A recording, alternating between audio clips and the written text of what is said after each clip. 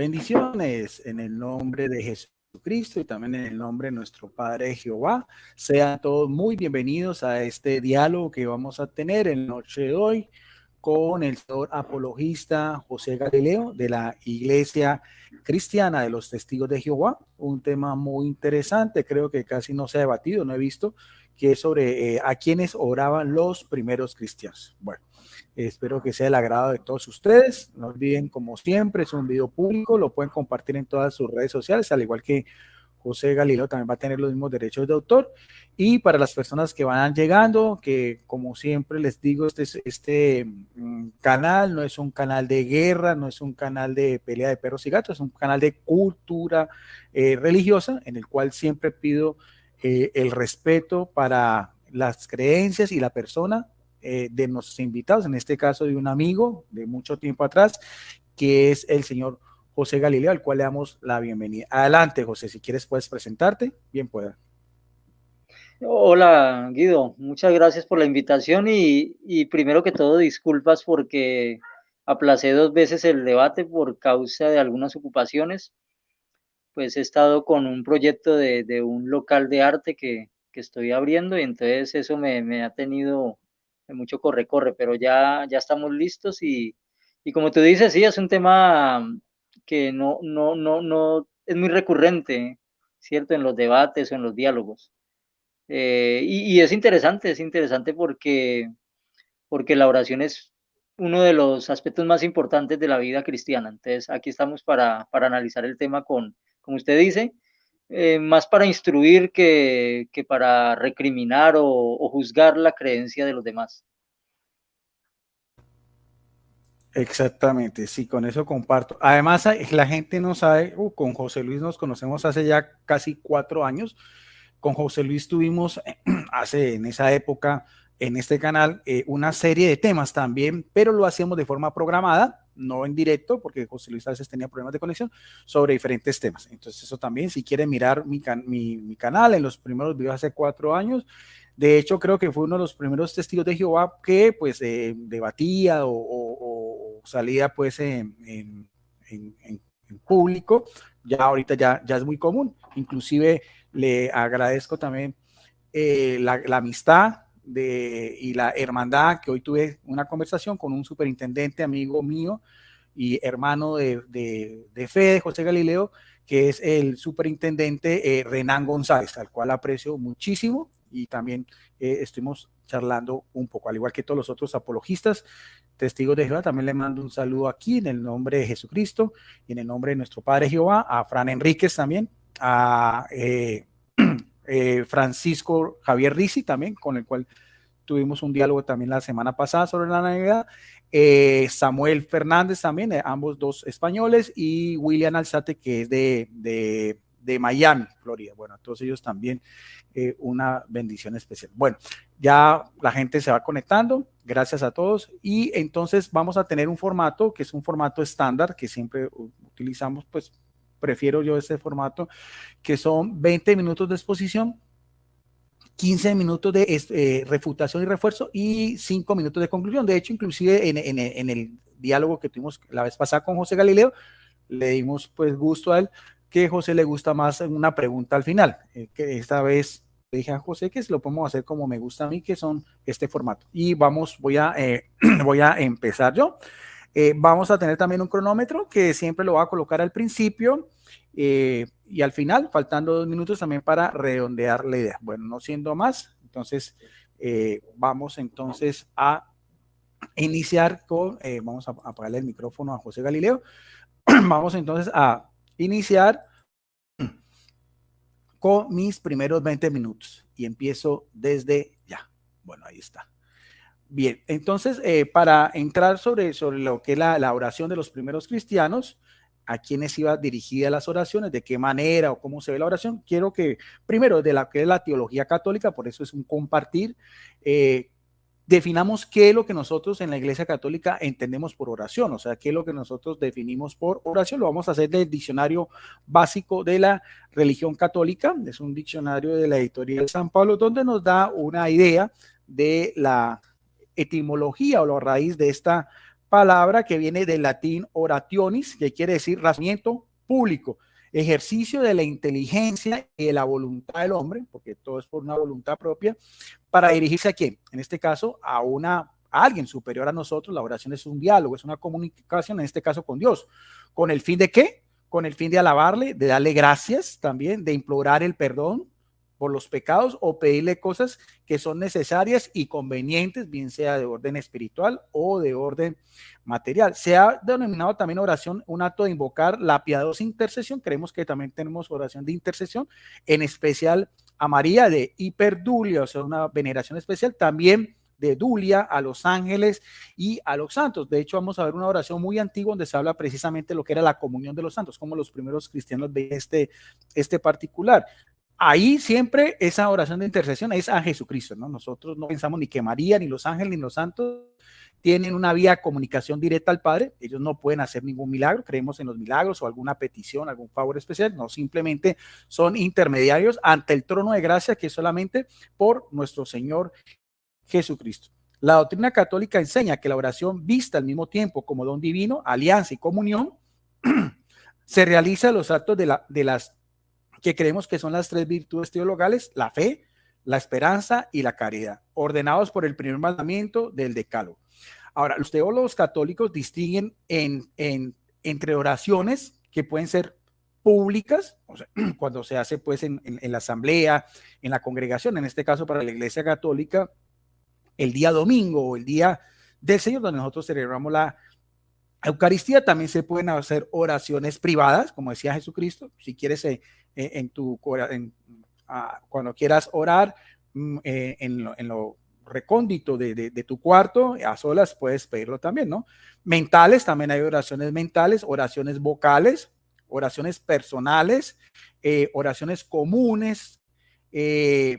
Las oraciones se pueden distinguir también en tres grandes grupos. Una de ellas se llama la oración laudatoria o de alabanza. Podemos hacer oraciones de alabanza. También hay otro tipo de oración que se llama de precatoria o de súplica, de intercesión o favor a alguien, y también de acción de gracia. Por eso son los cuatro tipos de oración, o sea, en eso son bendición, adoración, petición, acción de gracias, alabanza, oraciones mentales, oraciones públicas, oraciones que podemos nosotros tomar desde las Sagradas Escrituras, otras oraciones que vienen también de la tradición de la iglesia, y oraciones también litúrgicas que hacemos también de manera especial, como decíamos, en la asamblea dominical, en la misa o la Eucaristía.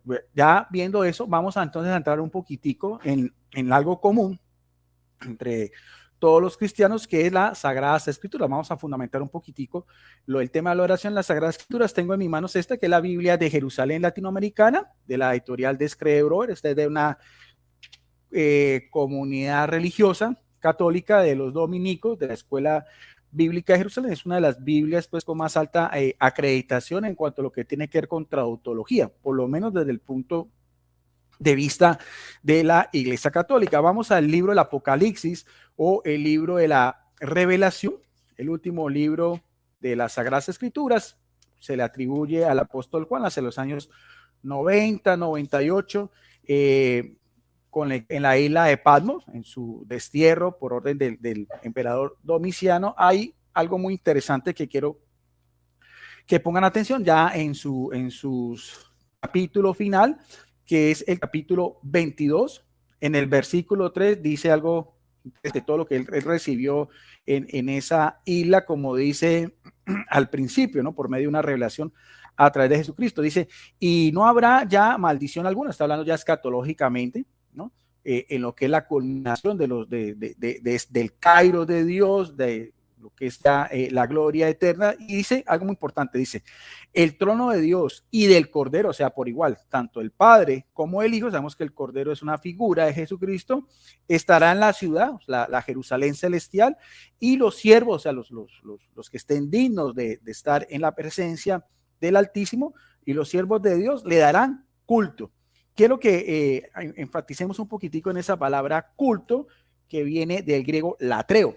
y vamos a hacerla con una Biblia que es la Biblia de los Testigos de Jehová, las Santas Escrituras. Bueno, esta es la edición negra, porque la edición, la última, la edición de plata, pues es muy difícil de conseguir. Esta es del año 1987. Algunos han dicho que la última traducción tiene algunas variaciones, algunas variantes, eso no lo puedo decir yo, no pertenezco a los Testigos de Jehová, tal vez nuestro amigo José Diego nos podrá decir. Creo que he escuchado algunas alusiones a esa cuestión, que han cambiado algunas cosas, no sé. Pero de todas maneras, en esta Biblia, que es la del 87, cuando vamos también al mismo capítulo 22, en el versículo 3, dice también algo muy interesante: pero el trono de Dios y el Cordero, o sea, por igual, tanto el trono del Padre como el Hijo estarán en la ciudad. Como decíamos, es una prefigura del cielo, la Jerusalén celestial, y sus esclavos, aquí aparece el término de esclavo, lo mismo que siervo, dulé, le rendirán, aquí es más literal, le rendirán servicio sagrado. Eso quiere decir el término en griego latreo, que también se puede traducir como culto sagrado. O sea, aquí lo que nos da a entender la palabra de Dios por esta revelación que recibe el apóstol Juan es que el servicio sagrado o el culto, o bien la adoración, porque ese término latreo lo utilizan mucho nuestros amigos testigos de Jehová, cuando en Mateo capítulo 4, versículo 10, Jesucristo habla con el demonio. Es el mismo término, cuando dice, adorarás solamente al Señor tu Dios. Es el mismo término latreo que aparece tanto en Mateo capítulo 4, versículo 10, como también el apóstol Pablo lo utiliza en Romanos 1, 9.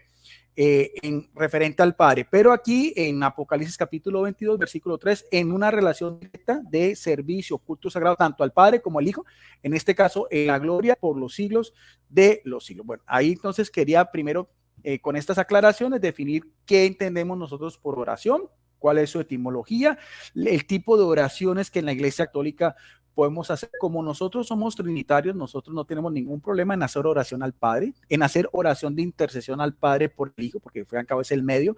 Podemos hacer unas oraciones también al Espíritu Santo, que creemos que es la tercera persona de la Trinidad. Podemos hacer oraciones de intercesión, en este caso a la Virgen María, a los santos o a los santos. O sea, es teológicamente, como decíamos, es un compendio muy grande, pero también haciendo las debidas diferencias entre lo que pensamos de lo que es el uno y lo que son los otros. O sea, en primer lugar, las personas de la Trinidad es solamente de adoración. Ahora, vamos a mirar a ver algo que también me llamaba la atención y quería aquí hablar con nuestro amigo José Galido. En años pasados yo invitaba a los amigos testigos de Jehová a hacer estudios de Biblia, de su libro, que enseña realmente la Biblia, y a veces pues le decía, bueno, empecemos con una oración. Y los testigos de Jehová decían, bueno, pero ¿qué tipo de oración vamos a hacer? O sea, son muy meticulosos, muy celosos en eso. O sea, ellos decían, no, si la oración es dirigida tal cual como el modelo que ellos piensan al Hijo por el Padre, sí, pero pues entonces, pero no directamente, por así decirlo, a Jesucristo. Vamos entonces a mirar a ver si podemos también hacer oración a Jesucristo. O sea, quieren que quede claro que la Iglesia Católica no se opone. En la Iglesia Católica también se pueden hacer una oración exclusivamente al Padre, que nuestros amigos lo llaman Jehová. Para nosotros es Abba Padre, como dice en el libro de los Gálatas, que podemos ya clamar Abba Padre. Es una relación mucho más estrecha, mucho más filial. También podemos hacer una oración también de intercesión al Padre por medio de Jesucristo, que es el intermediario, por su muerte en la cruz, como aparece en 1 de Timoteo capítulo 4, versículo 3. No hay ningún problema, pero también creemos que podemos hacer directamente oración o al Espíritu Santo o en este caso a Jesucristo, que es lo que más me voy a enfocar en esta entrega. Vamos también al libro del Evangelio de Juan, otra vez como decíamos, de esta Biblia católica. En el Evangelio de Juan, en el capítulo 14 del Evangelio de Juan, vamos a mirar también unas indicaciones que nos da Jesucristo sobre el particular. Estamos en el capítulo 14, Evangelio de Juan, versículo del 13 al 14, donde encontramos en la palabra de Dios la siguiente indicación de Jesucristo, el verbo de Dios encarnado. Dice lo siguiente, dice, y todo lo que pidan en mi nombre, yo lo haré, para que el Padre sea glorificado en el Hijo. Mire bien la autoridad que tiene Jesucristo, porque al fin y al cabo es el logo, la palabra de Dios. Vuelvo a repetir, capítulo 14, versículo 13, donde Jesucristo le dice a sus discípulos, y todo lo que pidan en mi nombre, o sea, en el nombre de Jesucristo, yo lo haré. O sea, Jesucristo tiene el poder de cumplir nuestras peticiones porque tiene también esa dignidad que le viene del Padre por ser su Hijo unigénito. Algo muy interesante también y que tiene una relación muy estrecha teológicamente con lo que vemos de Apocalipsis 22:3 es lo que sigue a continuación, para que el Padre sea glorificado en el Hijo. O sea, no creemos que el Hijo sea una criatura menor, sea un ángel superior, sea el ángel Arcángel Miguel. Creemos que es su único Hijo que viene directamente de él. Y sería muy interesante también, porque aquí va a hablar también de glorificación. El término glorificación viene del griego doxa, que quiere decir la alabanza, el honor, la dignidad, o sea, al Padre. Se glorifica al Padre en relación directa al Hijo. Pero sigue diciendo en el versículo 4, si me piden algo en mi nombre, yo lo haré. O sea, no solamente es que podamos hacer oración por medio de Jesucristo al Padre, sino que dice Jesucristo también con la autoridad que le viene por ser el Hijo único, que Él también tiene el poder de concedernos algo si nos dirigimos directa y exclusivamente a su persona. Vuelvo a repetir, y todo lo que pidan en mi nombre, yo lo haré. Si me piden algo en mi nombre, yo lo haré. Lo repite tanto en el versículo 13 como en el versículo 14. Además, que quede claro que el dirigirnos a Jesucristo va intrínsecamente ligado a la gloria del Padre. Esa misma idea exegética, porque en Biblia se utiliza mucho lo que es la concordancia bíblica, un texto, lo podemos también comparar con otro texto, porque sé que nuestro amigo José Galilea también nos va a decir textos donde Jesucristo también dice pidan al Padre. Vuelvo a repetir, nosotros no tenemos ningún problema también sobre el particular, no vemos a veces como una guerra entre el Padre o el Hijo, no, nosotros distinguimos quién es el Padre y nosotros también distinguimos quién es el Hijo. Evidentemente, teológicamente hay una gran diferencia entre lo que piensa la Iglesia Católica, los testigos de Jehová con referente al Hijo. En Juan capítulo 16, versículo 23 y 24, vuelve otra vez Jesucristo también consignado en este evangelio que fue del apóstol y discípulo Juan, versículo 23 y 24 dice, aquel día no me preguntarán nada, en verdad les digo, lo que pidan al Padre se lo daré en mi nombre. O sea, si usted le pide también al Padre, porque al fin y al cabo es el Dios, magnificencia, el mismo Dios de Abraham, de Isaac, de Jacob, el mismo Dios que hablaba a los profetas, daba sus oráculos, el mismo Dios que dice en muchas del Nuevo Testamento, como en la transfiguración o en el bautismo, o también en el templo dice, este es mi hijo amado, el que tengo toda mi complacencia, escuchen. O sea, por lo tanto, no creemos que haya una rivalidad entre el Padre y el Hijo, entonces todo lo contrario, es una relación filial, es una relación directamente de toda la eternidad, desde antes de la creación hasta la consumación de los siglos, como lo vemos también del libro del Apocalipsis. Dice también el versículo 24, haciendo esta misma connotación, hasta ahora, nadie le ha pedido en mi nombre, pidan y recibirán para que su gozo sea colmado. La misma relación exegética, la gloria del Hijo va unida a la gloria del Padre. El pedir al Hijo se puede hacer porque tiene también toda la complacencia, tiene toda la potestad, tiene toda la autoridad del Padre, no hay ningún problema.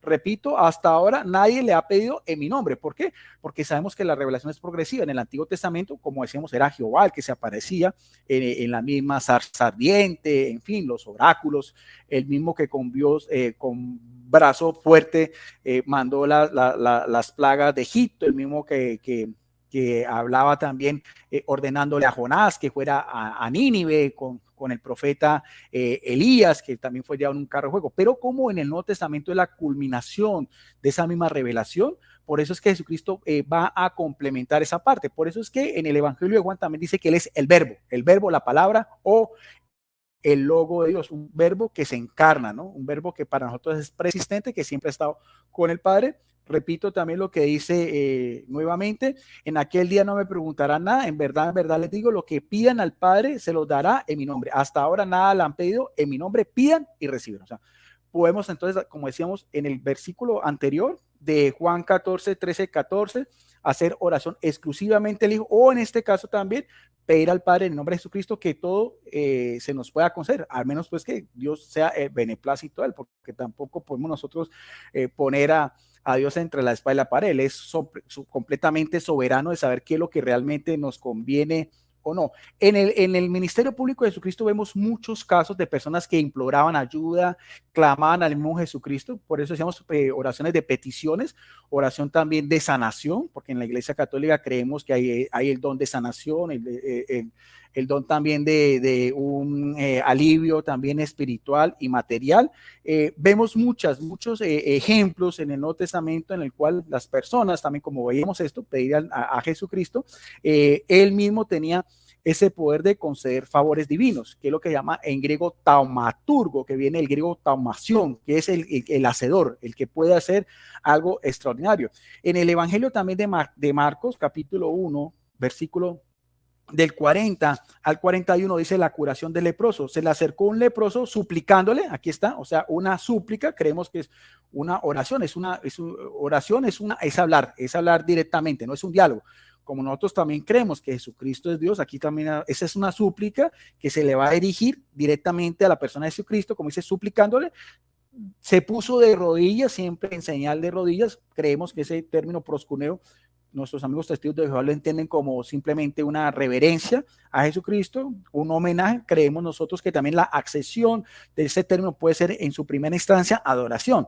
Y le dijo, si quieres me puedes limpiar. Encolerizado extendió su mano, lo tocó y le dijo, quiero, queda limpio. Y al instante le desapareció la lepra y quedó limpio. O sea, aquí vemos también una oración, una súplica de este personaje, en este caso lo que eran los leprosos, completamente excluidos de la sociedad judía, tenían que ir a las afueras de las ciudades. Cuando se acercaban a pedir limosna tenían que hacer con una campanilla para que la gente pudiera alejarse, porque pues sabemos que la lepra es una enfermedad muy contagiosa. Hay otra oración también de una intercesión, también una súplica que se hace directamente a Jesucristo, aparece también en el mismo Evangelio de Marcos capítulo 5, versículos 21 al 23, que este es un personaje de más alto rango en la sociedad judía, que era un príncipe de la sinagoga o alguien encargado de una sinagoga, que es el caso de Jairo. Marcos capítulo 5, versículo del 21 al 23, encontramos en la palabra de Dios. Jesús pasó de nuevo en la barca a la otra orilla y se agolparon junto a él mucha gente, y él estaba a la orilla del mar. Llegó un hombre jefe de la sinagoga llamado Jairo, y al verlo cayó a sus pies, otra vez la misma idea, y le suplicó, otra vez, una súplica que con insistencia diciendo, mi hija está a punto de morir, ve, pon tus manos sobre ella para que se salve y viva. Y se fue con él según un gran gentío que lo oprimía. Entonces, ahí vemos también, el relato dice que Jesucristo también curó a distancia por la súplica, por la intercesión del Padre a su Hijo. En este caso, Jesucristo tiene ese poder de aliviar todas nuestras penas. Otro también más dramático, otro caso también de intercesión directamente a Jesucristo, ocurre ya en el momento de la crucifixión. Vemos que Jesucristo al lado de él fueron crucificados dos ladrones. Uno de ellos reconoció en su interior que el que estaba en el centro era inocente, y además vio el letrero que decía rey de los judíos y dijo, bueno, si este es rey, pues por así decirlo, teológicamente pensamos que se robó el cielo, porque para nosotros creemos que en ese momento se le acerca, o sea, le pide a Jesucristo en medio de ese suplicio, porque ahí en la cruz no lo bajaba nadie, ahí era pena de muerte capital, máxima pena en el Imperio Romano, de una manera degradante, estaban completamente desnudos y al escarnio público. Dice el Evangelio de Lucas capítulo 23, versículo del 39 al 43, con eso termino esta idea. En el Monte de los Olivos dice la palabra de Dios, 23, del 39 al 43, el buen ladrón. Uno de los malhechores colgado le insistía, tú eres el Cristo, pues sálvate a ti y a nosotros. Pero el otro le inquebró, ¿es que no temes a Dios? Tú que estás sufriendo la misma condena, y nosotros con razón, porque no lo hemos merecido con nuestros hechos. En cambio, este nada malo ha hecho. Y decía Jesús, o sea, ¿qué le dijo a Jesús? Acuérdate de mí cuando venga en tu reino. O sea, otra súplica, una petición directamente a Jesucristo. Jesús le dijo en voz imperativa, dice, te aseguro que hoy estarás conmigo en el paraíso. Entonces, hasta ahí lo que podemos mirar a ver es primero el contexto, lo que es la oración, el tipo de oración en la Iglesia Católica, el culto del atreo que se le puede dar en Apocalipsis 22:3 tanto al Padre como al Hijo, y estos ejemplos en la vida pública de nuestro Señor Jesucristo que aparecen en los evangelios. Bien, 20 minutos, algunos segundos, siempre también igual, José, si esto no es tampoco a rajatabla, si también si que después quieres terminar también la idea, no pasa nada que nos podamos tomar algunos segundos de más. Bueno, en este momento tenemos ya, ha subido a 28 personas las que están en este momento mirando este interesante diálogo. Y hay personas también activas en el chat. A todas ellos pues le damos la bienvenida. No olviden, como siempre, respeto, educación, independientemente de la confesión con cuál se van a ir. Aquí está nuestro amigo Santiago Lázaro, es un amigo mío también de la Iglesia de los Santos de los Últimos Tiempos, de la Iglesia de los Mormones. Él vive en Madrid, España. Santiago Lázaro, bendiciones. Abrien Benítez, Luis Beto también. Más Roper Calvo, bueno, aquí llegó nuestro amigo Más Roper Calvo, que también lo conoce nuestro amigo José Galileo del canal Huella Católica. Bendiciones también para él, al igual que todos sus compañeros. Y antes de darle también paso a José Galileo, bueno, aquí también hay, José, yo sé que es un testigo de Jehová, pero está en griego, no sé, que Jehová bendiga a José, gracias por la enseñanza. Miguel Castro, Luis Beto, bueno, estas son las personas que en este momento veo activas en el chat. Bueno, con el mismo respeto de educación con que José estuvo pendiente, así va a ser mi posición. José va a tener también un tiempo libre de 20 minutos para que él pueda exponer abiertamente su idea central sobre este interesante tema. Álvaro Romero también, bendiciones. Bueno, lo mismo, José. Te pongo el cronómetro para que sepas, y también faltando 2 minutos, lo voy a poner en pantalla para que vayas redondeando la idea. Voy a apagar mi micrófono. Apenas empiece el cronómetro, entonces puedes empezar tu exposición. Es mi exposición con una anécdota que tuve hace un tiempo, hace algunos añitos. Generalmente yo ando en moto, pero en esa ocasión me tocó tomar transporte público, ¿no? Un bus de esos urbanos de la ciudad de Cali.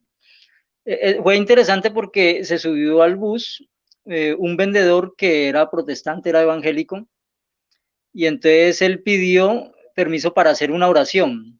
Entonces él empezó la oración de la siguiente manera: Señor Jesús, me dirijo ante tu divina presencia. Después mencionó otros asuntos, ¿no? En la oración, algunas frases clichés también típicas de los evangélicos. Y al final dijo lo siguiente para terminar la oración: te dejo esta oración por medio de tu poderoso Hijo Jesucristo. Entonces dirigió la oración a Jesús y la dejó por medio de Jesús. Entonces, la oración de Jesús dirigida a alguien llamado Jesús, pero por medio de Jesús. Entonces, ahí hay una confusión, ¿no? Y esa confusión se debe a que muchas personas de las iglesias cristianas no tienen una claridad sobre lo que es la oración, sobre a quién debe ir dirigida y por medio de quién se debe dirigir. Entonces, por eso es que este tema así es tan importante tratarlo, ¿no? Y por eso hemos decidido debatirlo y dialogarlo, porque hay una confusión, ¿no? Millones de personas dirigen sus oraciones a Cristo y muchas veces sin pensarlo la dejan también por medio de Cristo. Entonces, no conocen bien el papel de Jesucristo como mediador.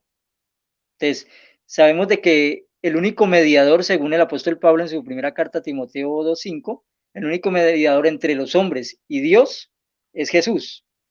Pero entonces muchas personas, y pues ya es un concepto, digamos, de hace siglos, el concepto trinitario, otros el concepto unicitario, han hecho que Jesús de mediador pase a ser coigual con el Padre. Entonces, se crean este tipo de confusiones, ¿no? A la hora de dirigir una oración. A veces no saben a quién realmente se están dirigiendo.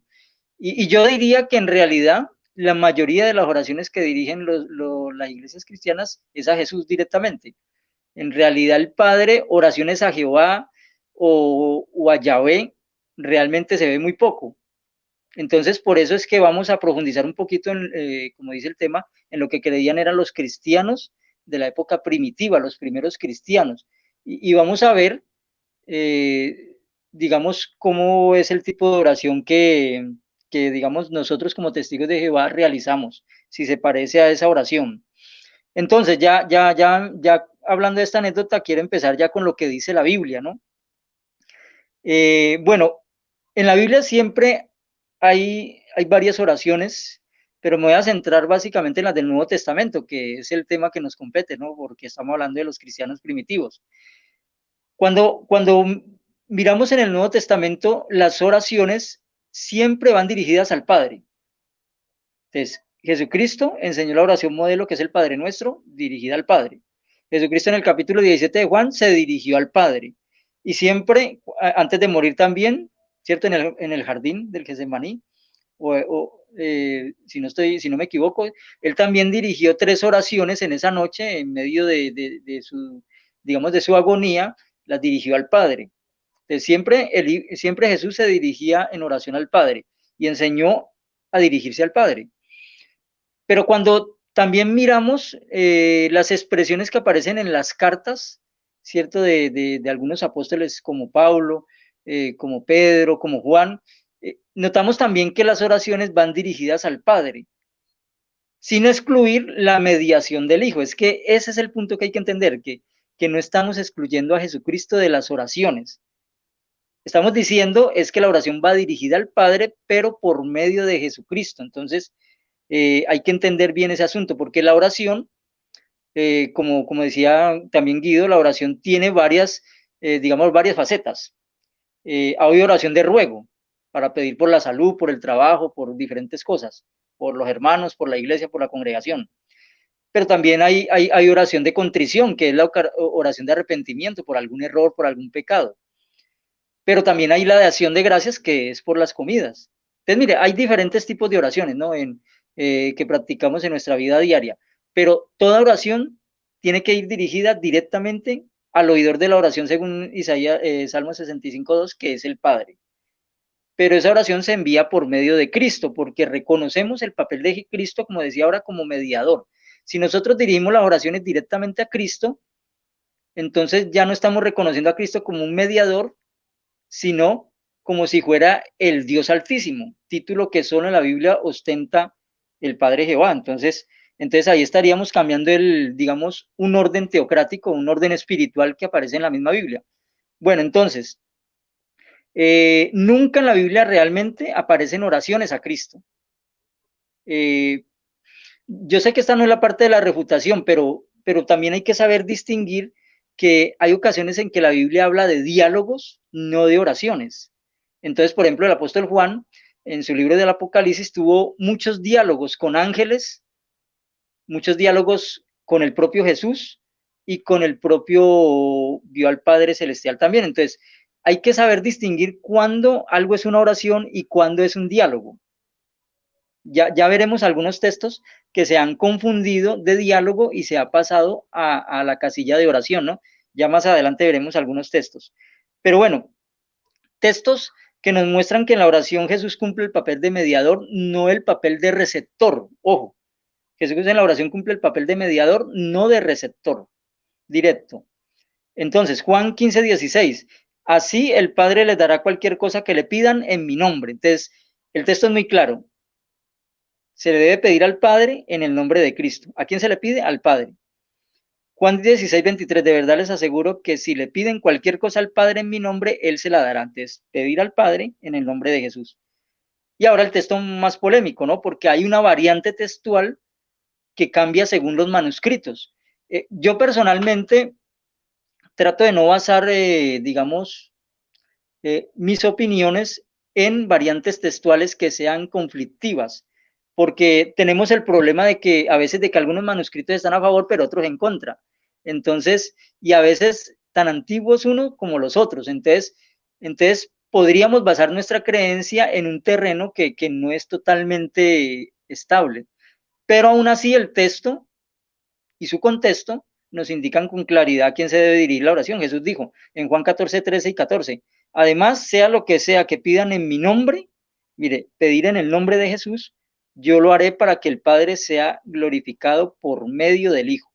Si ustedes piden algo en mi nombre, yo lo haré. Entonces, noten que el texto Jesús no dice, pídanme a mí directamente, no, pídanlo en mi nombre porque es para gloria del Padre. Entonces, como decían los dos textos anteriores, por eso digo que el contexto es muy importante para saber cuál es la variante textual correcta. Los dos textos anteriores decían que hay que pedir es al Padre por medio de Jesús.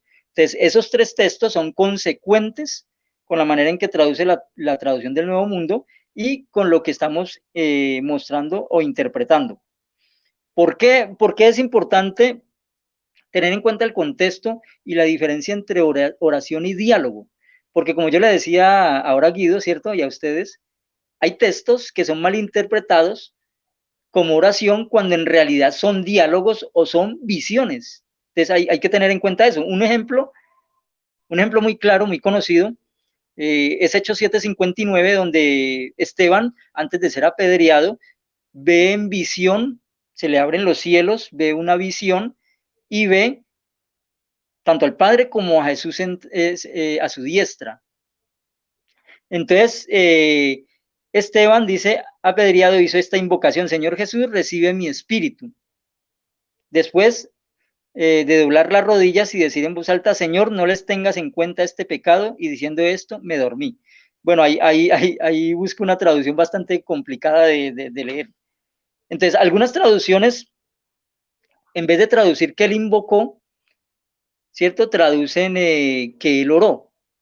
Entonces, para hacer creer de que él le oró a Jesús en ese momento. Pero resulta que en ese momento Esteban no estaba orando, Esteban estaba viendo a Jesús y viendo a su Padre en una visión. Entonces, por ejemplo, digamos, si es una situación hipotética, si a mí en este momento, digamos, se me apareciera el propio Cristo, yo obviamente voy a hablar con él y le voy a decir, Señor Jesús, te ruego perdona mis pecados y resucítame si muero. O le puedo decir, Señor Jesús, por favor, guárdame un cupo para tu reino. Por decirlo así, estoy hablando si yo lo viera personalmente. No significa que yo lo esté orando a él directamente, no. Simplemente yo lo estoy viendo personalmente en una visión o en un arrobamiento o en lo que sea y estoy hablando con él. Entonces, ojo, ¿no? Hay que entender que en la Biblia hay diferencia entre dialogar y orar, porque muchas personas se inclinaron e invocaron el nombre de profetas, se arrodillaron ante profetas, ante reyes, y les hicieron peticiones. Y eso no significa que eso sea una oración, ¿no? No necesariamente era una oración, simplemente era una petición o un diálogo. Entonces hay que saber entender esa diferencia. De hecho, ahí Lucas, en ese texto de Hechos para Esteban, utiliza el término griego epikalet, que en otros textos, como en Hechos 25, en varios versículos, se traduce apelar, cuando Pablo apeló al César. Entonces, ese término, aparte de invocar, también puede traducir pedir, ¿cierto? Hacer una petición o apelar a alguien, ¿cierto? Entonces, rogar por algo, pero no necesariamente significa que es una oración, ¿cierto? Como forma de adoración. Entonces, hay que entender bien ese asunto. Bueno, otro texto que a veces se toma como si fuera una oración es Apocalipsis 22, 20, 21, donde dice, el que da testimonio de estas cosas dice, ciertamente vengo en breve. Amén, ven Señor Jesús. La gracia de nuestro Señor Jesucristo sea con todos vosotros. Amén. Entonces, aquí nuevamente es lo que había mencionado anteriormente. O sea, aquí el apóstol Juan no le está orando a Jesús. El apóstol Juan está en unas visiones donde está viendo directamente a Jesús y le está haciendo una petición, le está diciendo que venga. Como le digo nuevamente, si nosotros viéramos a Jesús en una visión, obviamente le vamos a pedir por su venida, le vamos a decir, Jesús, ven rápido, que este mundo está cada vez más loco, está cada vez más lleno de violencia. Por favor, ven rápido. Y no significa que le estemos efectuando una oración de adoración, sino simplemente estamos dialogando o haciéndole una petición porque lo estamos viendo en una visión personalmente. Entonces, hay que entender bien ese asunto, ¿no? Bueno, otro texto es en 2 Corintios 12, 8, 9, donde también en un tipo de visión o arrobamiento el apóstol Pablo dice, respecto a lo cual 3 veces he rogado al Señor que lo quite de mí y me ha dicho, bástate mi gracia. Entonces, el apóstol Pablo vio 3 veces a Jesús en un tipo de visión o grado de arrobamiento, donde inclusive él dice que fue hasta el paraíso. Entonces, la verdad no sabemos exactamente, la Biblia no da muchos detalles de cómo se efectuó esta situación, si de manera mental, si de manera espiritual, si en una visión, si en un arrobamiento, si en un traslado espiritual, o sea, no sabemos realmente cómo fue, pero el asunto es que el apóstol Pablo vio a Jesús 3 veces y le hizo una petición de que lo curara de una enfermedad. Entonces, nuevamente, no significa que estuviera efectuando una oración de adoración. Entonces, ahí tenemos varios textos que pues causan ese tipo de polémica o se confunden a veces con oración.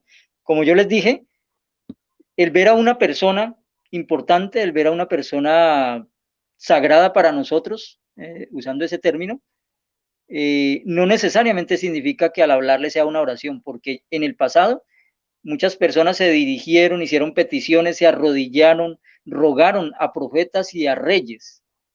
Y eso no necesariamente era una oración, sino una petición o un diálogo. Entonces hay que entender esa diferencia. Bueno, entonces, un texto, lo que pasa es que un texto que nos indica la importancia de Jesús en la oración como mediador y exactamente como el amén es el siguiente, ¿no? Segunda de Corintios 1:20 dice, por eso también decimos el amén a Dios, mediante él, y así él recibe gloria por medio de nosotros. Entonces, mire, el amén a Dios es mediante Cristo, por eso la oración siempre, nosotros los testigos de Jehová la terminamos diciendo amén, pero la entregamos por medio de Cristo. Y utilizamos expresiones de alabanza y de honra a Cristo, como por ejemplo diciendo, te dejamos esta oración por medio de tu santo y alabado Hijo Jesús, o de tu Hijo Jesús que merece toda la honra y la gloria, dejamos esta oración, amén. Entonces nosotros utilizamos a Jesucristo correctamente como el mediador en la oración. Pero bueno, ya vimos el punto de vista bíblico sobre este tema. Ahora vamos a entrar en el segundo campo, que es la época posbíblica, o más precisamente posapostólica, ¿no? Lo que se conoce como los escritos patrísticos, ¿cierto? Que fueron escritos, la mayoría escritos después de la muerte de los últimos apóstoles. Aunque habrá uno o dos que casi son contemporáneos con los apóstoles. Entonces voy a mencionar el primero. Pero quiero aclarar algo antes de empezar con este tema, ¿no? Del asunto de la patrística. A veces Guido mismo me lo ha dicho y yo comprendo su objeción y otras personas me lo han dicho. Lo que pasa es que tú crees en unas cosas de la patrística, pero en otras no. O sea, escoge las que te convienen, pero las que no te convienen no. Entonces, si le vas a creer a Ireneo esto, tienes que creerle lo demás. Pero resulta que es una falsa concepción o un falso concepto de cómo tomamos nosotros los testigos de la patrística. Para nosotros la patrística no es palabra inspirada de Dios, ni tampoco la patrística son textos que, digamos, estén exentos de error. De hecho, en la patrística muchos escritores se contradecían unos a otros.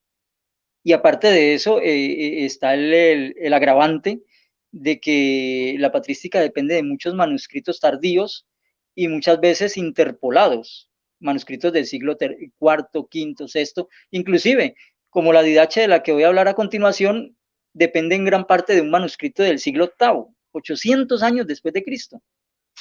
Entonces, no es una base totalmente segura. Para nosotros la patrística no es una base para la creencia o la fe. Simplemente usamos la patrística, yo personalmente la uso, la estudio mucho. Ustedes notarán que yo no cito casi eruditos, ¿no? Que el erudito tal dijo esto, que el diccionario dijo esto, que el libro dijo esto, y yo respeto a muchos los que lo hacen y hasta los envidio sanamente porque tienen muchos libros y muchas horas de consulta, pero mi modo superandi, a mí personalmente me gusta más ir a los escritos originales, ¿cierto? A lo que escribieron estos personajes, leerlos y estudiarlos yo mismo y tratar de entender el concepto que tenían.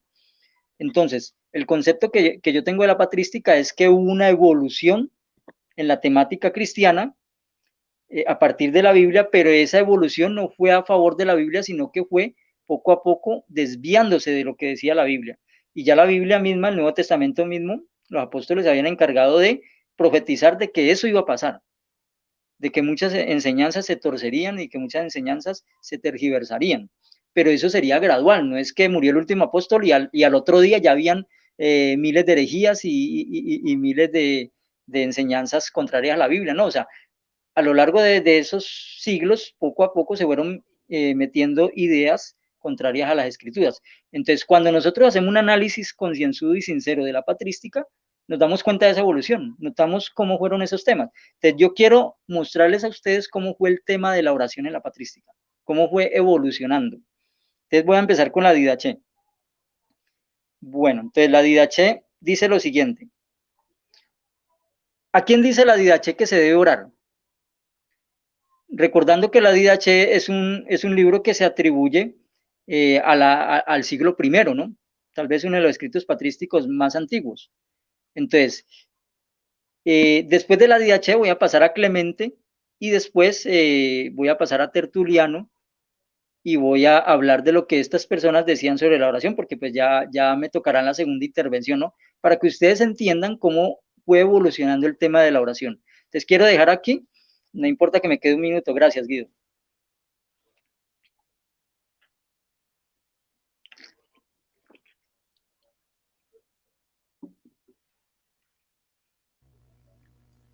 Ah, listo, disculpa.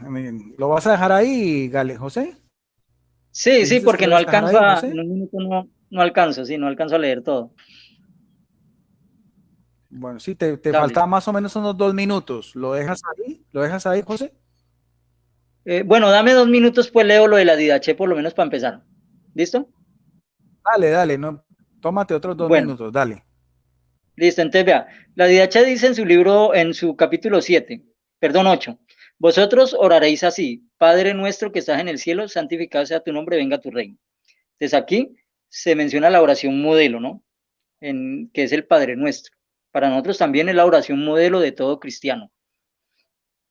En el capítulo 9 ya dice en lo concerniente a la Eucaristía, dad gracias de esta manera al tomar la copa, decir, te damos gracias, oh Padre nuestro, por la santa viña de David, tu siervo, que nos ha dado a conocer por Jesús, tu servidor. A ti sea la gloria por los siglos de los siglos. Nuevamente la oración va dirigida al Padre. Y después del partimiento del pan, decir, Padre nuestro, te damos gracias por la vida y por el conocimiento que nos ha revelado por tu siervo Jesús. A ti sea la gloria por los siglos de los siglos. Cuando nuevamente, o sea, la oración también va dirigida al Padre. Llevamos 3 oraciones en la Didache y ya van 3 oraciones que son dirigidas al Padre. Capítulo 10. Cuando estéis saciados de la ágapa, que era una comida común entre los cristianos, dad gracias de la siguiente manera. Padre Santo, te damos gracias por tu santo nombre que nos has hecho habitar en nuestros corazones y por el conocimiento de la fe y la inmortalidad que nos has revelado por medio de Jesucristo, tu servidor. A ti sea la gloria por los siglos de los siglos, dueño todopoderoso, que a causa de tu nombre has creado todo cuanto existe. A nosotros, por medio de tu servidor, nos has hecho la gracia de un alimento y una bebida espirituales y de la vida eterna. Ante todo, te damos gracias a tu poder, a ti sea la gloria por los siglos de los siglos. Señor, a ti solo pertenece el poder y la gloria por los siglos de los siglos. Toda la oración va dirigida al Padre, pero se habla del mediador que es Cristo. Esta oración corresponde a los ágapes cristianos, ¿no? Como yo decía, era una comida común entre los cristianos.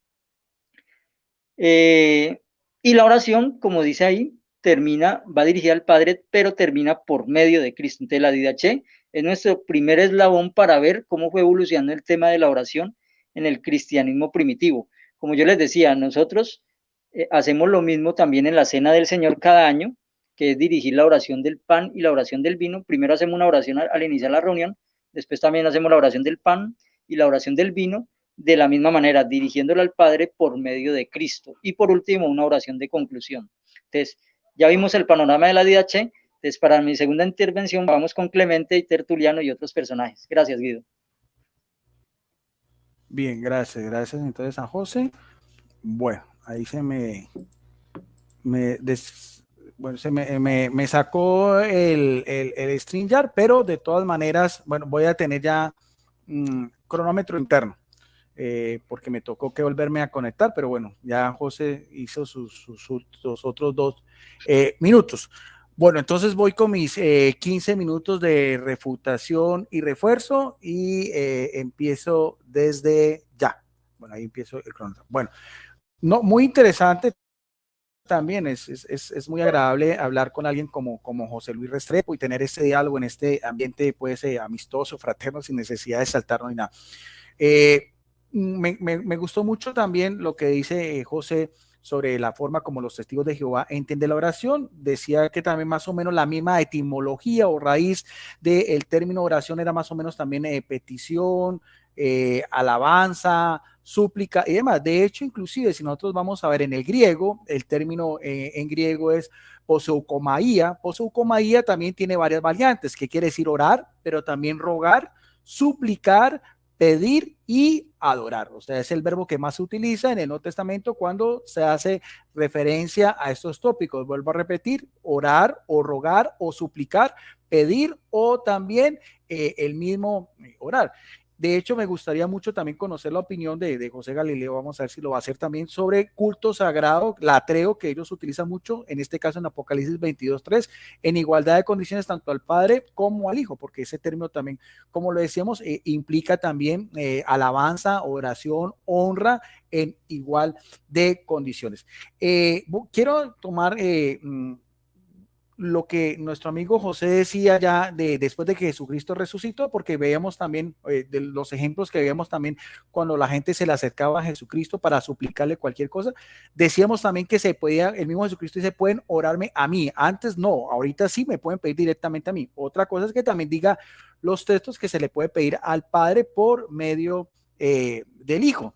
Eh, en el mismo Hechos de los Apóstoles también, que también nuestro amigo José Galileo tomó como referencia lo que fue el diácono Esteban, que como decíamos estaba lleno del Espíritu Santo.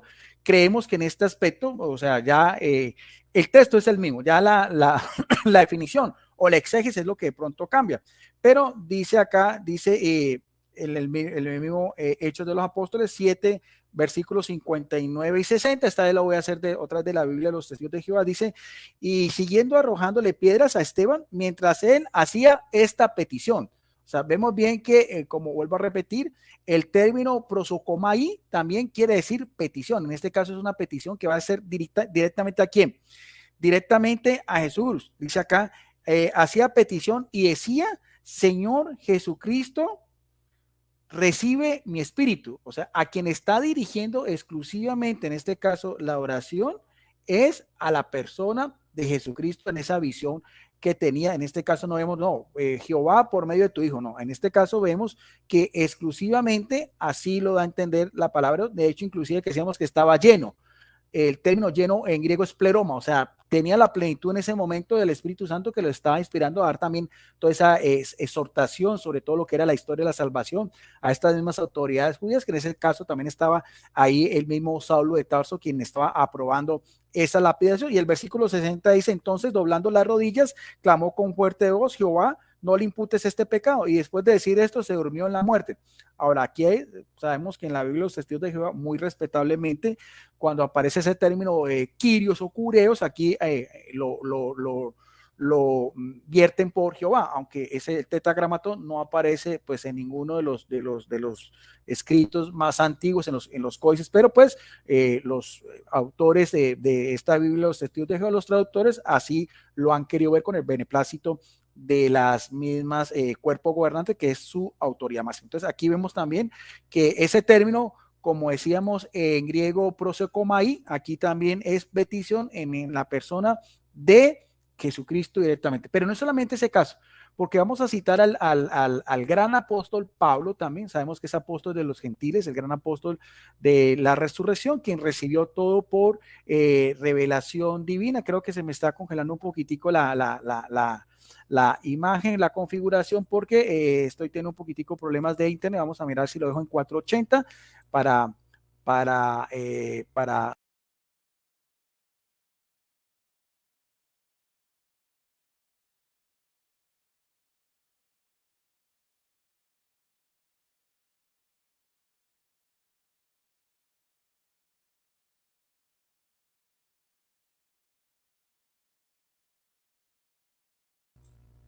me disculpan, ahí que tuve, eh, eh, me salí involuntariamente de la transmisión. Estábamos en 4 minutos. Disculpa, voy a poner otra vez el cronómetro, simplemente le estaba bajando un poquitico la revolución del internet para que no me sacara otra vez y vamos a ver, aquí está, listo, ahí está otra vez el cronómetro. Sigo entonces con mi exposición, 4 minutos, iniciar. Ahí está. Bueno, sí.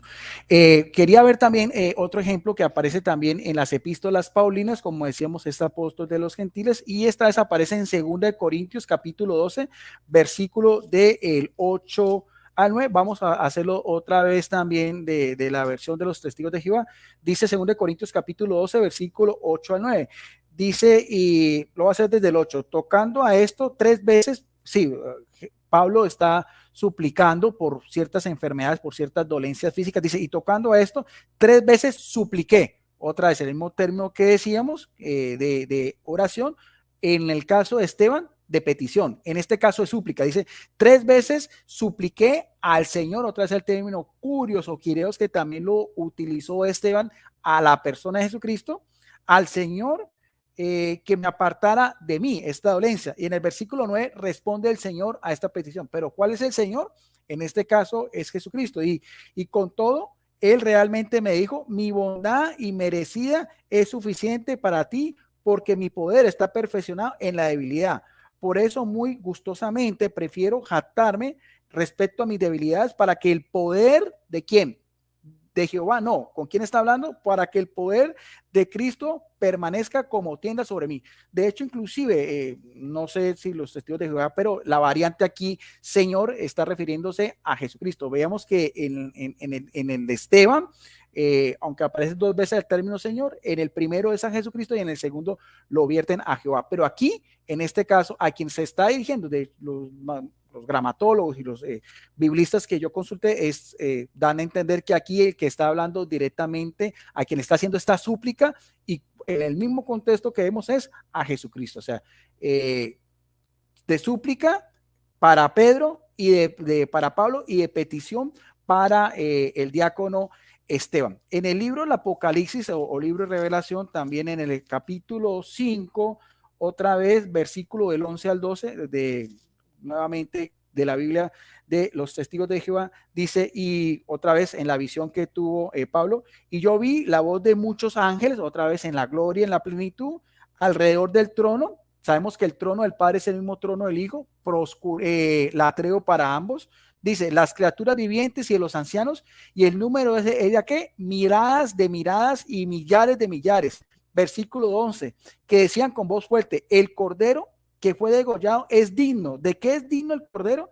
Es digno de recibir poder, riqueza, sabiduría y fuerza, honra, que en este caso es time, honra, igual que el Padre, pero aquí algo muy interesante también, gloria y bendición. En la Biblia, en la Biblia que tengo de la Biblia de Jerusalén, aquí la palabra bendición se traduce por alabanza. O sea que aquí lo que nos está diciendo también la palabra de Dios en esa visión gloriosa que tuvo el apóstol Juan, es que se puede hacer una oración de glorificar o una oración de alabanza también, en este caso a la persona del Hijo, porque así mismo se lo dio a conocer al apóstol Juan.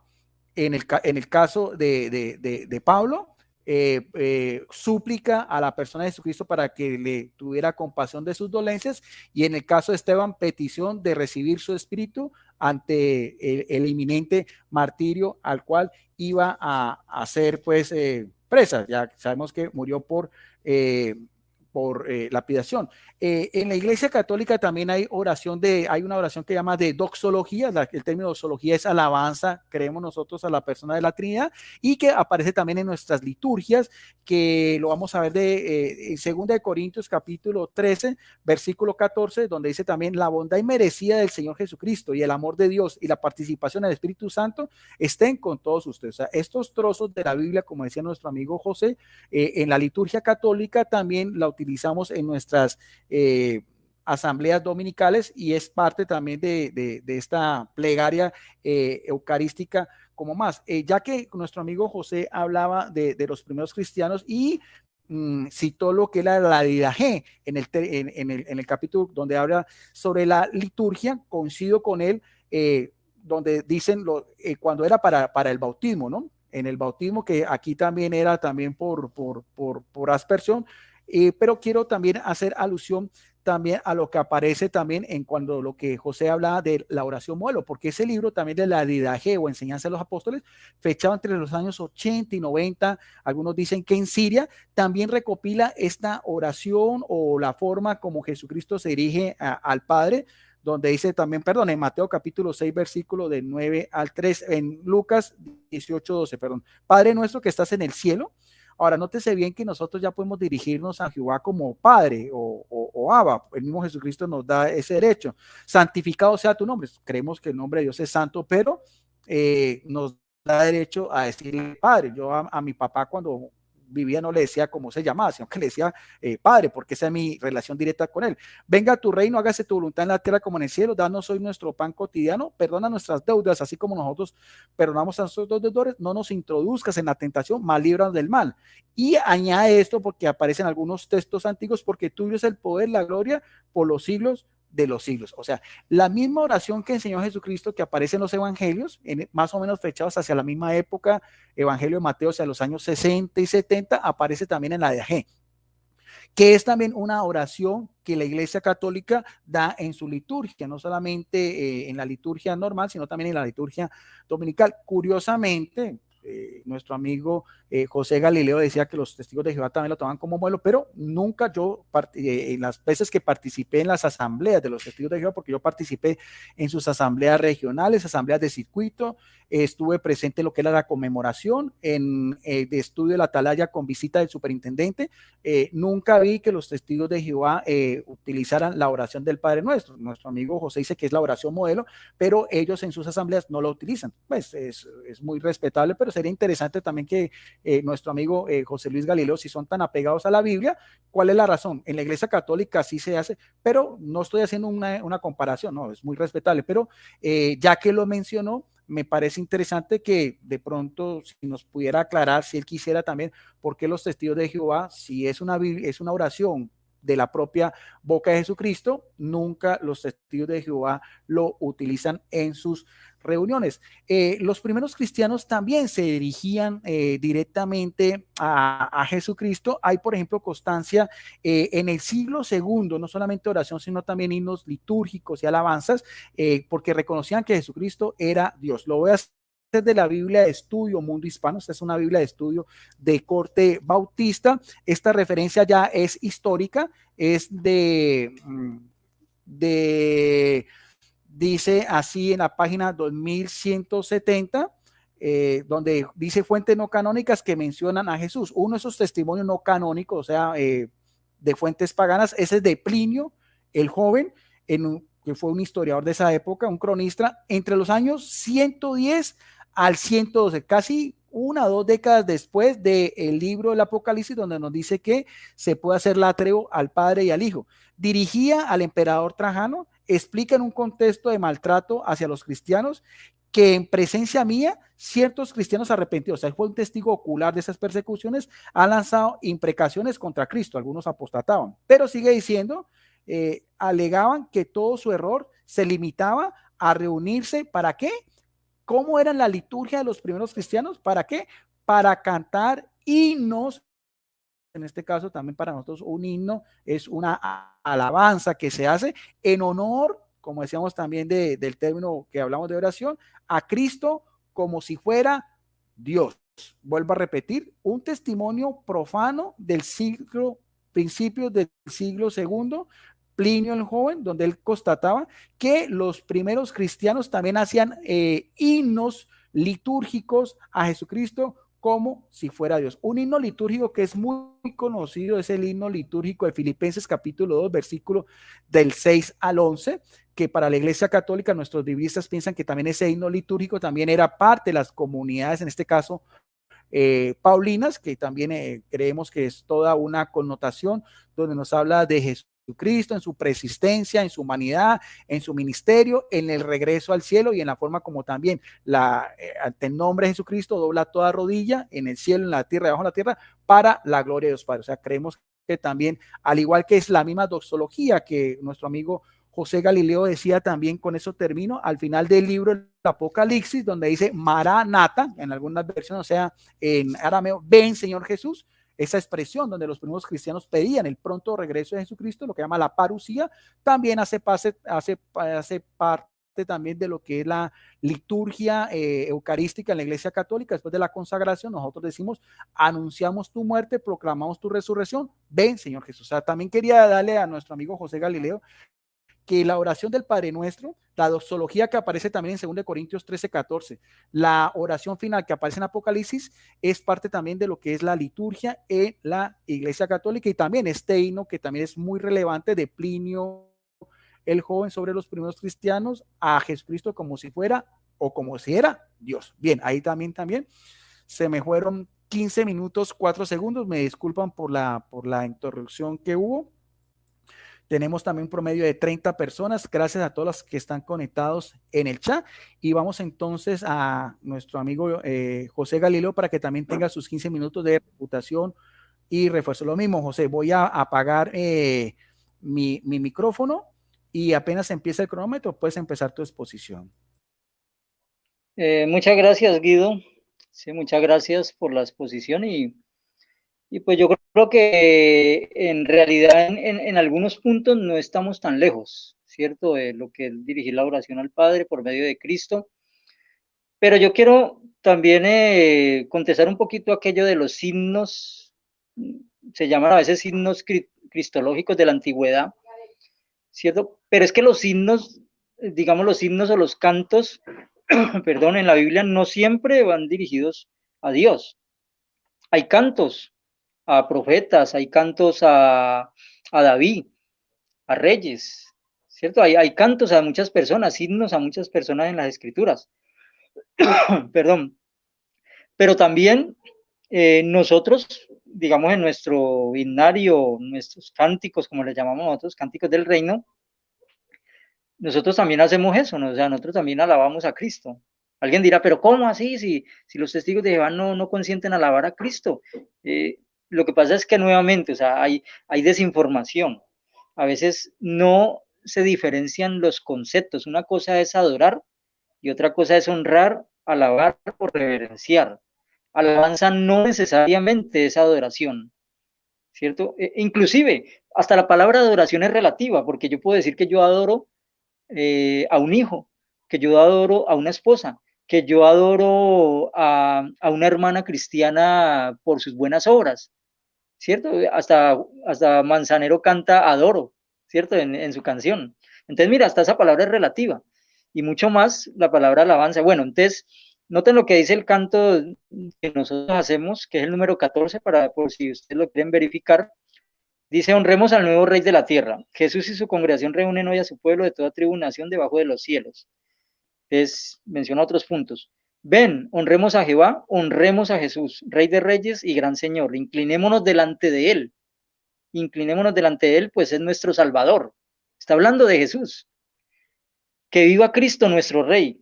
Gritamos muy gozosos, el príncipe de paz será un juez maravilloso, al porvenir hay que mirar. Entonces, mire, noten cómo en nuestros cánticos o himnos también honramos a Cristo, ¿cierto? También nos inclinamos ante Él espiritualmente. Dice la canción 15, la que viene enseguida, alabemos juntos a Cristo, el nuevo Rey. Alabemos juntos a Cristo. Cabalga victorioso, defiende su justa ley. Por el amor tan grande que siente por Jehová, limpiará su nombre y lo glorificará. Alabemos juntos al Rey que Jehová nombró. En Sion está sentado, su reino ya comenzó. Alabemos juntos a Cristo, el Redentor. Él nos abrió la puerta a la reconciliación. Entonces, noten cómo a veces las personas, no estoy hablando de Guido, ¿no? Porque pues Guido es un estudioso y se ha preocupado por conocernos bien tanto a nosotros como a otras personas. Pero muchas personas por desinformación nos acusan de que no creemos en Cristo, de que no honramos a Cristo, de que no le damos la honra y la gloria y la alabanza a Cristo, pero eso es totalmente falso, porque en nuestras canciones, en nuestras publicaciones, en nuestras reuniones constantemente estamos estudiando temas que alaban y honran a Cristo. Y como dice ahí, hasta nos inclinamos ante Cristo, porque toda oración que hacemos Esa invocación la hacemos directamente al Padre, pero siempre la dejamos por medio de Cristo. Entonces, en nuestras oraciones están dirigidas a Padre como receptor y a Cristo como mediador. Entonces, hay que saber entender estos temas, ¿no? Para no entrar a juzgar. Nuevamente, repito, no estoy hablando de Guido es una persona muy instruida, sino de otras personas que, digamos, por desinformación nos acusan de muchas cosas. Pero bueno, entonces, habiendo mencionado esto, quiero proseguir con los personajes que yo decía de cómo se tomaba la oración en los primeros siglos. Clemente de Roma escribió una carta llamada la Carta a los Corintios de Clemente, y pues por cuestiones de tiempo no voy a leer las oraciones, sino que voy a leer algunas partes y voy a decir qué partes son. Entonces, en la introducción, él dice la iglesia de Dios que reside en Roma a la iglesia de Dios que reside en Corinto. Clemente era de Roma, ¿no? A los que son llamados y santificados por la voluntad de Dios por medio de nuestro Señor Cristo. Entonces, reconoce a Dios y a Cristo como mediador. Gracias a Dios Todopoderoso, o sea, multiplicada nuevamente por medio de Cristo. Entonces, el Dios Todopoderoso es uno y la mediación es de Cristo. El capítulo 29 dice, por tanto, acerquémonos a Él en la santidad del alma, levantando nuestras manos puras e inmaculadas a Él con amor, hacia nuestro Padre bondadoso y compasivo. Entonces, la oración ahí va dirigida al Padre. Gloriémonos y confiemos en Él, dice el capítulo 34, sometámonos a su voluntad y menciona más. Dice, santo, santo, santo es Jehová de los ejércitos, toda la creación está llena de tu gloria. Capítulo 34 de la carta de Clemente a los Corintios.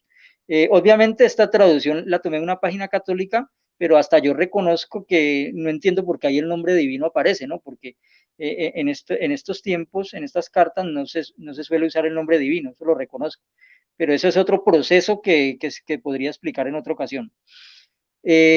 Capítulo 49, creo que es 49, ¿no?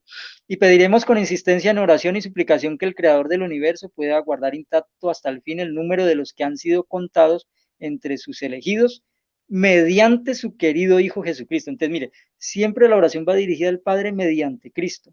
Y así, ¿no? Hay varias más. Te alabamos por medio, bueno, dice anterior, dice, es que tiene tantas partes interesantes esta oración de Clemente que quisiera leerla toda, pero el tiempo no me da. Que todos los gentiles sepan que tú solo eres Dios y Jesucristo es tu Hijo. Y nosotros somos tu pueblo y ovejas de tu prado. Te alabamos por medio del sumo sacerdote y guardián de nuestras almas, Jesucristo, por medio del cual sea a ti la gloria, la honra y la majestad ahora y por los siglos de los siglos. Amén. Entonces, mire, siempre es recurrente la oración al Padre dirigida mediante Cristo. También el capítulo, este sí creo que es 74, si no estoy mal de números romanos en este momento, Guido. Estoy mal con los números romanos. La L siempre se me confunde. Bueno, ahora pasemos a Tertuliano, que ya Clemente era a finales del siglo I y ahora Tertuliano es a finales del siglo II. Dice en su tratado sobre la oración, nuestro Señor muy frecuentemente nos proclamó a Dios como Padre. Es más, incluso dio un precepto de que a nadie en la tierra llamemos Padre, sino al Padre que tenemos en los cielos, Mateo 23:9, y así orando, así estamos igualmente obedeciendo el precepto. Felices los que reconocen su Padre, también le llamamos Dios. Bueno, dice en el 2:3 de su carta, felices los que reconocen a su Padre, este es el reproche dirigido contra Israel cuando el Espíritu pone el cielo y a la tierra como testigos, diciendo, oíd cielos y escuchad tu tierra, porque habla Yahvé. Crié hijos y los engrandecí, y ellos se rebelaron contra mí. Dice el 4. Además, cuando decimos Padre, también le llamamos Dios. Esta relación es tanto de amor filial como de poder. Y el 5. En el Padre, el Hijo también es invocado, ya que Cristo dijo, yo y el Padre somos uno. De lo que decíamos en la oración, no solo invocamos al Padre, sino que al mencionar a su Hijo en la oración, también lo estamos invocando, cuando dejamos la oración mediante Cristo. Pero esa invocación al Padre es a quien va dirigida la oración, pero la invocación al Hijo es como mediador. Entonces, por eso he recalcado tanto saber diferenciar esos papeles desde que empecé este diálogo. Tampoco la Iglesia, nuestra madre, es pasada por alto sin mención, ya que en el Hijo y el Padre, la madre es reconocida, de la cual asciende el nombre del Padre y del Hijo. Obedecemos su precepto y reprochamos a los que son negligentes del Padre. Entonces, noten el tratado de la oración de Tertuliano también siempre, tanto la Didache como Clemente y como Tertuliano son consecuentes en la idea bíblica de que la oración va dirigida al Padre como receptor y se deja mediante Cristo como mediador. Entonces, es un asunto, digamos que es muy claro.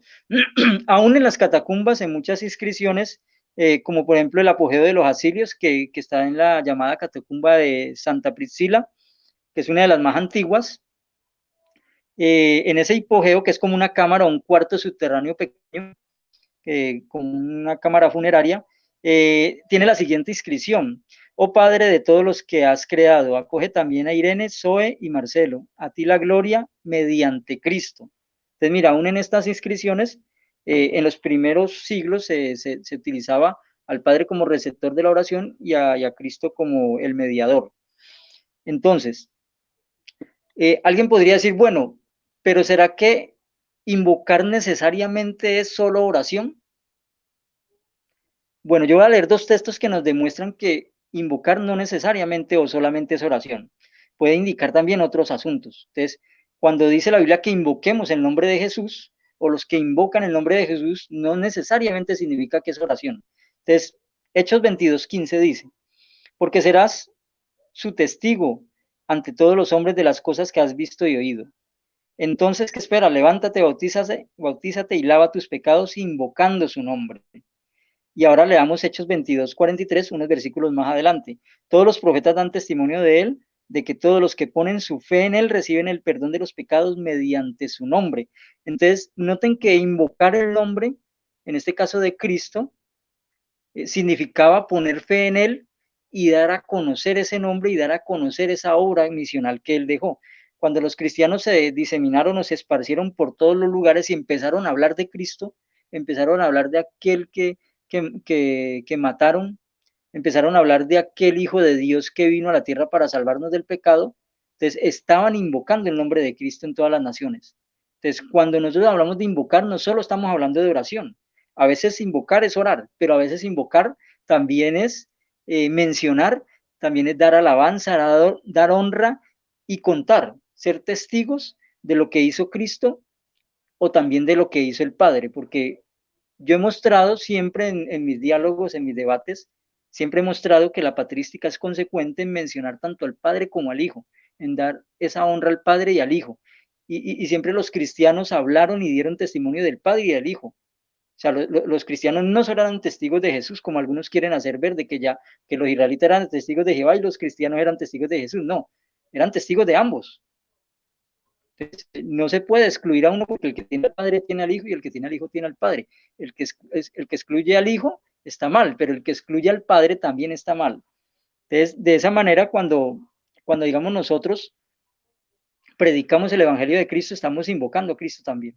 Cuando lo utilizamos como mediador en nuestras oraciones, también estamos invocando su nombre y le estamos dando la honra como mediador que merece. Pero, en conclusión, la oración debe ir solamente dirigida como receptor, o la oración como adoración solamente debe ser dirigida al Padre, porque eso es lo que muestran tanto los textos que digamos que ya he leído, como los escritos de los primeros, de básicamente los primeros 2 siglos que también he mencionado. ¿Cuánto tiempo me queda, Guido?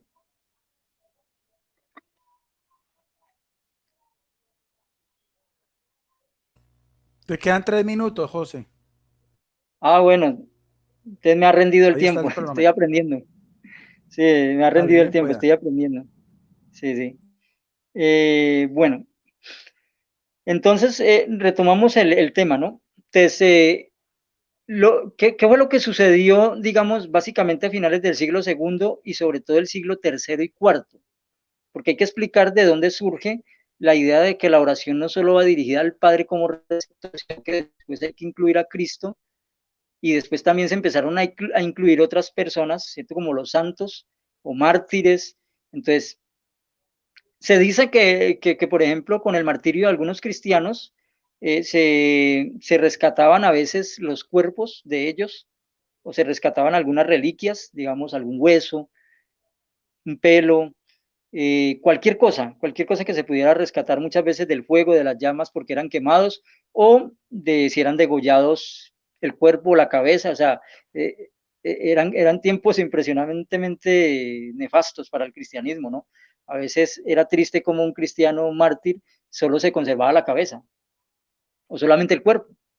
De hecho, un narrador cristiano en el concilio de Nicea dice que a este concilio llegaron muchos cristianos lisiados, unos sin manos, otros sin pies, otros con heridas, otros sin ojos, otros sin una oreja, sin una nariz. Entonces esto pasaba. Entonces los cristianos aprendieron poco a poco, ¿cierto?, a darle mucha importancia a estas reliquias o al nombre, al recuerdo de estos mártires. Entonces se empezó a fomentar lo que era, ¿cierto?, como el culto a estas personas y a estas reliquias. Entonces ahí fue donde se empezó también, ¿cierto?, más que todo en el siglo tercero y después en el siglo cuarto ya se empezó a oficializar que fue no solo el culto, sino la oración a personas. Entonces se empezó a generalizar el asunto de orarle no solo al Padre, sino también al Hijo y después a personas, e inclusive empezó a surgir la adoración mariana o el culto mariano, llamémoslo así, pues por respeto a nuestros amigos católicos, empezó a surgir el culto mariano, inclusive empezó a surgir también la oración a María. Y ya a finales del siglo tercero, principios del siglo cuarto, empiezan a surgir aisladamente algunos himnos o algunos cantos, inclusive alguna oración hacia María. Y así fue como yo les decía, hay una evolución desde la Biblia ya hasta estos siglos, pero una evolución alejándose de lo que decía la Biblia. Entonces, dejo aquí y en mis últimos 5 minutos daré mi exposición final. Gracias, Guido.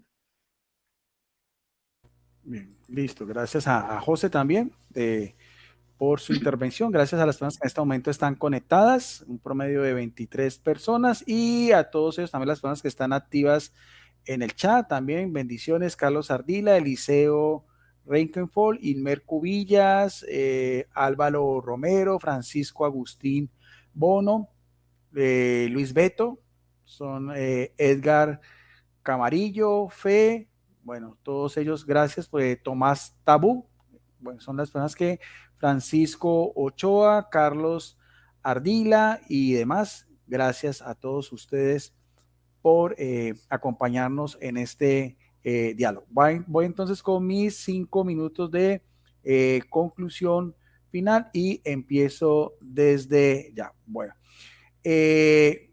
me consta lo que dice nuestro amigo José Galileo, porque cuando yo estuve en las reuniones de los testigos de Jehová, en las oraciones, cuando él dice inclinarse, me imagino que es inclinar la cabeza porque nunca vi que se arrollaran, pero sí veía que hacían unas oraciones muy respetuosas, como él dice, el modelo de a Jehová por medio de Jesucristo. Eso lo fui yo testigo de esa, al igual que los cantos, por ahí también me regalaron un cancionero. Con respecto a lo que decía también de Clemente Romano, sí, está en la oración de los fieles del capítulo 59 al 61, una de sus apartes dice, te rogamos, Señor, que seas, aquí aparece el término Señor, no Jehová, de nuestra ayuda y protección, salva a los atribuidos, compadécete a los humildes, levanta a los caídos, muéstrate a los necesitados, cura a los enfermos, vuelve a los extraviados del pueblo, alimenta a los hambrientos, reviva a nuestros cautivos, da salud a los débiles, consuela a los pusilánimes, conozcan todas las naciones que tú eres solo Dios y Jesucristo tu siervo y nosotros tu pueblo y ovejas de tu rebaño. Aquí aparece claro, pero veíamos que también que la divinidad de Jesucristo también no sé si nuestro amigo José no lo tocó, lo de Plinio el Joven, donde también constataba que hacia los años 100, principios de la primera década del siglo segundo, también se hacían himnos a Jesucristo como si fuera Dios. Esos himnos litúrgicos, como decíamos también, de la carta a los filipenses, creemos que también hacía parte de las liturgias o las oraciones o la forma como era el culto de los primeros cristianos. Lo del tema de las reliquias, aunque va relacionado, no es, eso empieza casi desde el mismo Policarpo de Esmirna, ¿no? Estamos hablando de un discípulo inmediato del apóstol Juan hacia los mediados del siglo segundo, cuando él fue calcinado vivo, o sea, fue por las llamas en el anfiteatro en Esmirna y ya los discípulos recogieron sus reliquias. El culto de las reliquias es muy temprano, estamos hablando casi de seguidores de alguien que conoció en vida a los apóstoles, claro que evidentemente fue progresando. Ahí hay la gran dicotomía con los testigos de Jehová porque ellos piensan, como decíamos muy respetablemente, que el cristianismo se fue alejando, se fue permitiendo. Para nosotros no, para nosotros es la misma tradición, es la misma sucesión de los acontecimientos, el mismo Espíritu Santo que Jesucristo prometió en Mateo 28, 19, yo estaré con ustedes todos los días hasta el fin de los tiempos. Eso todos los días incluye también siglo primero, siglo segundo, siglo tercero, antes de Constantino, después de Constantino y demás. Otra característica de los primeros cristianos, ya que también nuestro amigo José Galileo hacía mención, es que también entre el siglo segundo y el siglo tercero los cristianos hacían oración siempre levantando las manos y también se dirigían a Jesucristo porque pensaban que la venida de Jesucristo era inminente, más o menos hacia el siglo segundo o tercero todavía se tenía esa idea de que Jesucristo iba a venir pronto y por eso se hacía oración a Jesucristo mirando al oriente, como dice en latín, ex oriente en luz. O sea, dan a entender que Jesucristo era la luz que venía de oriente. Y también uno de los grandes hombres del cristianismo, un padre de la iglesia, un presbítero de la iglesia católica, como fue Agustín, obispo de Hipona en el norte de África, en el siglo IV, también nos dice que también, no solamente como vemos de Clemente Romano, en el cual le daba la razón a nuestro amigo José, sino también creemos que esa misma tradición, de esa misma catolicidad, también se hacía oración a Jesucristo y también reconociendo su divinidad. En su tratado sobre los salmos son mi gozo, en Eration in Salmos 85.1, San Agustín resume admirablemente las tres dimensiones de la oración, en este caso a la persona de Jesucristo. Con esto termino. Dice, ora pro nobis u sacerdus nostem, ora in nobis un catus nostrum, orate nobis us Deus noster anoscamum ergon e in inum voces nostran et voces enjus y nobis, que quiere decir ora por nosotros como sacerdote nuestro. Estaba hablando de Jesucristo, como aparece también su rango de sacerdote, sumo sacerdote en la carta a los hebreos. Ora en nosotros como cabeza nuestra, porque al fin y al cabo Jesucristo es la cabeza de la iglesia, es su cuerpo, él es la piedra angular. A él se dirigen nuestras oraciones, nótese lo que dice San Agustín, a él se dirigen nuestras oraciones como a Dios nuestro. Reconozcamos, por tanto, en él nuestras voces y la voz de él en nosotros. Bueno, este es, como decíamos, uno de los tratados de San Agustín sobre los salmos, son mi gozo, 85.1, y con eso pues también concluyo también de manera general, también como decíamos desde los mismos evangelios, cuando Jesucristo dice, ustedes antes oraban al Padre, ahorita pueden orarme a mí. Veíamos también la oración del diácono Esteban, encomendando su espíritu a la persona de Jesucristo por el Espíritu Santo, y también la oración de ruego también, de petición también, de sanación del mismo apóstol Pablo, también de muy temprano también en los escritos neotestamentarios. Bien, lo mismo, 5 minutos, 5 segundos, otra vez volvió a subir la audiencia, había bajado a 20, otra vez estamos a un promedio de 31 personas, y vamos también con la parte final de los 5 minutos de conclusión de nuestro amigo, que aprecio mucho, nuestro amigo José Galileo. A ver, José, también tienes 5 minutos para que des tu conclusión final desde ya. Adelante. Bueno, quiero leer para pues, responder también, porque ya me lo has preguntado a veces lo de Plinio, ¿no? Interesante. Yo admiro y valoro mucho esas citas de estos historiadores antiguos. Me gusta mucho indagar en... Pero quiero leer, digamos, una versión, la pueden buscar en la página Primeros Cristianos, pero pueden leer muchas versiones que dicen así. Afirmaron, sin embargo, que toda su culpa o error era que tenían la costumbre de reunirse en un cierto día fijo antes de que amaneciera y de cantar en versos alternos un himno a Cristo como a un Dios. Entonces, la mayoría de versiones sobre lo que dijo Plinio no dice que como si fuera Dios, sino como si fuera un Dios. Entonces, una cosa es decir que Él es Dios y otra es como si fuera un Dios. Entonces, hay que, digamos, saber entender esa expresión. Entonces, yo sé que el tema de la Trinidad y el tema de la divinidad de Jesús es otro tema y es muy largo, ¿cierto? Y sobre todo si nos metemos en la Biblia y después en la patrística y en la evolución del cristianismo. Pero algo que sí quiero mencionar es de que, pues, citar a Agustín es bueno para el catolicismo, pero obviamente es de casi 500 años, casi 5 siglos después de Cristo, entonces, digamos, ya estaba establecida la doctrina de la Trinidad y ya estaba establecido el asunto de la divinidad de Cristo y la coigualdad con el Padre. Entonces, el que Agustín diga que se le ora a Cristo, pues no nos aporta mucho al tema. Quien sí nos aporta mucho al tema es un cristiano de mediados del siglo III llamado Orígenes de Alejandría, y yo quiero terminar pues ya mi intervención pues leyendo lo que dijo Orígenes, ¿no? Sobre el tema de la oración. A ver que se me embolató un poquito aquí lo que él dijo. Lo tenía por acá escrito y se me perdió. A ver si me dan unos segunditos, lo busco.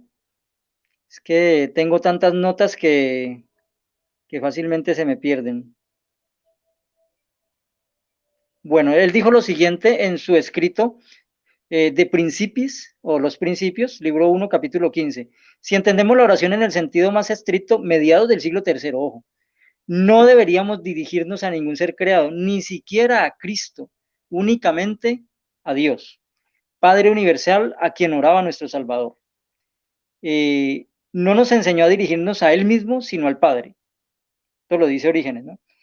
Orar al Hijo y no al Padre es afirmación absurda, dice Orígenes, contra toda evidencia. Si tuviéramos que dirigirnos a los dos, está claro que habríamos de hacerlo en plural, diciendo en nuestra oración, ayúdanos, beneficiadnos, concedednos, guardadnos, etc. La realidad es que las fórmulas de oración están en completo desacuerdo con esta idea. Entonces, Orígenes, uno de los cristianos de más peso del siglo III, uno de los escritores más prolíficos del cristianismo, que después fue digamos, fue un anatema de parte de la Iglesia Católica de algunas personas, pero básicamente es porque hubo un conflicto con un par de ideas que él tuvo, como el tema de la apocástasis, que es un tema complicado para estudiar, ¿no? Pero básicamente, en general, Orígenes es muy bien evaluado como cristiano primitivo y por sus escritos. Y él nos dice claramente que la oración va dirigida solo al Padre y nunca al Hijo, que es absurdo dirigir la oración directamente al Hijo. Y sigue diciendo él, por eso cuando los santos en sus oraciones dan gracias a Dios, lo hacen por medio de Cristo Jesús.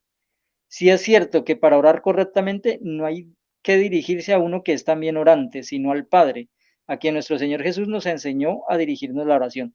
No digo pedidme o simplemente pedid al Padre, sino lo que pidas al Padre en mi nombre os lo daré. Estoy resumiendo porque pues el tiempo no me permitiría leer todo. Cristo dijo, ¿por qué me llamas bueno? Nadie es bueno sino solo Dios. También diría, ¿por qué os dirigís a mí en la oración? Habéis de orar solamente al Padre a quien yo mismo oro. Esto es lo que aprendí de las Sagradas Escrituras, porque tú no has de dirigirte al sumo sacerdote designado por el Padre en tu favor, ni el abogado a quien el Padre ha encargado que ore por ti. Tú debes orar por medio del sumo sacerdote y abogado. Debéis pues dirigirnos conmigo y por mí solamente al Padre. Entonces, de esta manera termino mi exposición, tanto basada en la Biblia como basado en estos cristianos de los primeros 3 siglos. Ya como yo les decía, a partir del siglo IV, cuando llega la doctrina de la Trinidad y el tema de la coigualdad del Padre, Hijo y Espíritu Santo, pues cambia todo y cambia el concepto de la oración. Gracias. José. José, antes de finalizar, que te tengo aquí ya solamente a manera de información, eh, me gustaría que si nos quieres explicar, me llama mucho la atención lo de por qué nunca se utiliza o nunca vi yo la oración, como usted mismo le dice, la oración modelo del Padre Nuestro en sus asambleas. ¿Hay alguna razón en especial en el cual nunca se haga el Padre Nuestro? Si nos pudieras explicar más o menos, a manera solo de información. Sí. No, gracias, es muy buena inquietud y es bueno preguntarlo porque, como yo decía ahora, no, la desinformación a veces nos lleva a equívocos. Entonces es bueno hacer esas preguntas para conocer el punto de vista. Bueno, básicamente nosotros creemos que el Padre Nuestro es una oración modelo donde Jesús menciona las ideas básicas de lo que hay que pedirle al Padre, ¿cierto? Las ideas básicas de lo que podemos pedir en la oración.